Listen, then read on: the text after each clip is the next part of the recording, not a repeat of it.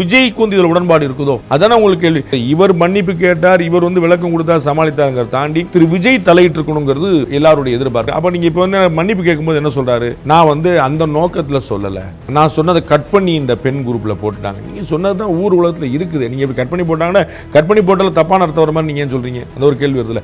அப்ப அவர் வந்து மிரட்டப்பட்டார், அவர் வந்து அதனால பயந்து பின்வாங்கினாருங்கிறது தெளிவா நீங்க ஸ்டேட்மெண்டா வைக்கிறீங்க. அதுக்கப்புறம் நான் அந்த இடத்துல சொல்லலை அப்படின்னா அப்ப நீங்க எதுக்கு மன்னிப்பு கேட்டீங்க, நான் கரெக்டாக தான் சொன்னேன் சொல்ல வேண்டியதானே. அதில் உங்களுக்கு என்ன இருக்குது, நான் அப்படி தாங்க சொல்ல வேண்டியதானே.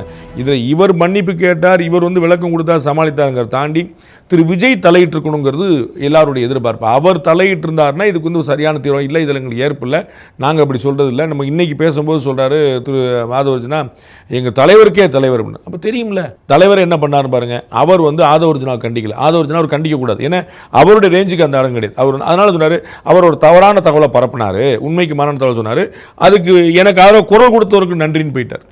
So he has not directly reply R reacted to Aadhav Arjuna, அது செய்யலை.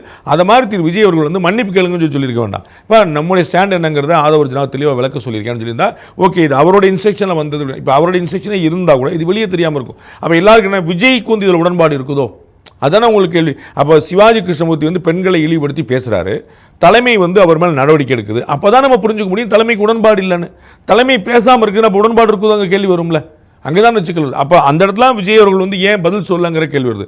திரு ஆதவர்ஜுனாவுக்கு ஏதாவது நோக்கம் இருந்தாலும் இருந்திருக்கலாமே தவிர விஜய்க்கு இருக்குன்னு இன் பிரின்சிபல் எனக்கு தோணலை. ஆல்ரெடி வந்து சூப்பர் ஸ்டார் அவர்களுடைய ரசிகருக்கும் விஜய் அவர்களுடைய ரசிகர்களுக்கும் கொஞ்ச நாளைக்கு முன்னாடி சில விஷயங்கள் ட்விட்டரில் நம்ம அவங்களுடைய ரசிகர்கள் சண்டை போடுறதை பார்த்துருக்கோம், காக்கா கதை கழுகு கதை அப்படின்னு. இப்படி ஆல்ரெடி ஒரு பிரச்சனை ஓடிட்டு இருக்குன்னு தெரியும் போது ஆதவர்ஜுனா அதை மேடையில் எடுத்து பேசுகிறார் அப்படின்னா அதுக்கு பின்விளைவுகள் வரும் அப்படிங்கிறத யோசிச்சிருப்பாரு தானே சார். பின்விளைவுகள் வந்து ஒரு சோசியல் மீடியா ரிட்டாலியேஷனாக தான் இருக்குமே தவிர பெரிதாக எலெக்ஷனில் வந்து நான் யோசிக்கல. நியூட்ரல் ஓட்டுகள் வந்து திரு விஜய் அவருடைய 2-3 தொடர் சம்பவங்கள் காரணமாக ஒரு லாஸ் ஏற்படுத்தும்னு நினைக்கிறேன். சொல்ல விரும்பாத ஒரு சம்பவம் திரு ரஜினி சார் சம்பவம். இது வந்து இப்போ விஜய் அவர்களுக்கு என்ன கிடைக்குது ஓட்டு அப்படின்னா சிறுபான்மை வாக்குகள், பட்டியலின வாக்குகள், வட மாவட்ட வாக்குகள், இதெல்லாம் வந்து அவர் கிடையாது. நான் டே 1லேருந்து சொல்லியிருக்கேன், அவர் கட்சி ஆரம்பிச்சதுலேருந்தே சொல்லியிருக்கேன். இது தவிர வந்து அவரோட ரசிகர்களாக இருந்தவங்க ஆபியஸ் அது எல்லாமே. இது தவிர வந்து இந்த 2 கட்சியும் வேண்டாம்னு நினைக்கிற ஒரு நியூட்ரல் குரூப்பும் அங்கே போகும். அந்த குரூப்லாம் வந்து ரீசெண்டான சம்பவங்கள்னால வந்து கொஞ்சம் யோசிக்கும், ஏப்பா இது அந்த பக்கம் வேண்டாம் போல தெரியுது. அதனால தான் நீங்கள் பார்த்துருப்பீங்க, உங்களுக்கும் தெரியும், பார்க்குறவருடைய மனசாட்சியும் தெரியும், இந்த மொமெண்டம் கொஞ்சம் கொஞ்சமாக ஏடிஎம்கே வர்சஸ் டிஎம்கேன்னு தான் போயிட்டுருக்கு. இப்போ விஜய் அவர்கள் வந்து ஆட்சியை பிடிச்சிருவாரா அப்படிங்கிற கேள்வி முன்னாடி போயிடுச்சு. அதுக்கப்புறம் ஸ்பாய்லராக வருவாராங்கிற கேள்வி அடுத்து போயிடுச்சு. அப்புறம் அவர் ஏடிஎம்கே அலையன்ஸுக்கு வந்துருவாராங்க. உங்களுக்கு இதுவே ஒரு டெக்ளைன் தான். உங்களுக்கு புரியுங்களா, நான் ஆட்சிக்கு வரப்போகிறேன் அப்படிங்கிற பார்வை தாண்டி நான் தான் தீர்மானிப்பேன் ஆட்சிக்கு வரப்போகிறவங்களங்கிற போய் நான் கூட்டணி சேருவேனா சேர மாட்டாங்களே, உங்களுக்கு புரியுங்களா, ரிவர்ஸில் வந்துருக்கணும். ஆக்சுவலாக கூட்டணி சேருவார்னு நினச்சிக்கிட்டு இருந்தோம், அவர் ஸ்பாய்லராக மாறினார், இப்போ ஆட்சிக்கே வரப்போறாரு அப்படின்னு போகிறோம். இது பண்ணால் ஆட்சிக்கு வரப்போறாருன்னு இருந்துச்சு, அதுக்கப்புறம் வந்து ஸ்பாய்லர் இருந்துச்சு, இப்போ வந்து ஏடிஎம்கே அலையன்ஸ் சேருவார்னு வந்துச்சு, இப்போ அந்த இடத்துக்கு மாறி போகிறோம். அப்போ இந்த நியூட்ரல் ஓட்டுகள் வந்து இன்னமும் கம்ப்ளீட்டாக குறைஞ்சி அது வந்து அந்த பக்கம் சேர்னிங் போகாமல் அது ஏடிஎம்கே வர்சஸ் டிஎம்கேன்னு கொண்டு போய் நிப்பாட்டுன்னு நினைக்கிறேன். Behind Notes Beyond the News with Rangaraj Pandey. Title sponsor Chennai Samartha.